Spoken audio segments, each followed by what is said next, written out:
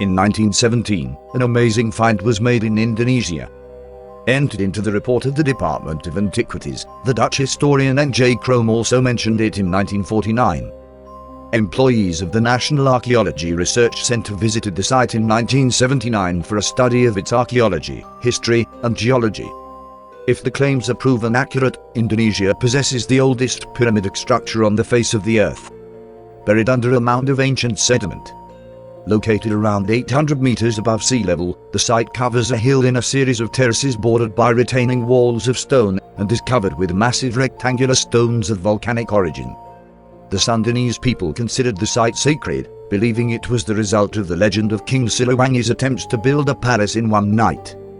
Based on various dating techniques, the site has an official dating for completion by 5000 BC and quite likely much earlier. This pyramid is very old indeed. Interestingly, the Lakan Mountain in Borneo, or rather, what the natives and tourists alike have known as a mountain for millennia, has also recently been confirmed to actually be an ancient pyramid. Drill samples from the tops of these mounds have provided carbon dates going as far back as 20,000 BC. The deeper they drilled, the older the carbon dates became, peaking out at a layer of not local basalt at 90 feet. In West Java, ancient knowledge had successfully been retained. Indigenous communities claimed Egyptians landed and even colonized Indonesia well before 2000 BC. The evidence for the colonization of Indonesia by the ancient Egyptians is documented by Sir Thomas Stamford Raffles in his volume, The History of Java, 1830. Tomb paintings and writings show that the Egyptians were trading down the Red Sea and into the Indian Ocean. Were these structures actually created by Egyptians? Why were they placed where they lay?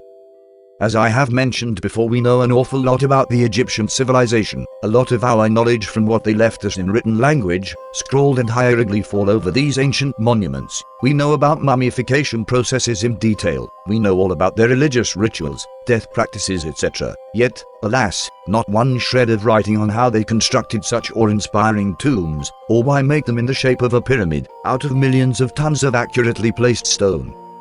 Did the Egyptians just claim these structures as their own, as an illusionary appearance of power? A drought killed the ancient Egyptians, yet their supposed sphinxes show evidence of submersion, and thousands of years of heavy rainfall. This points a logical finger at an earlier creation date.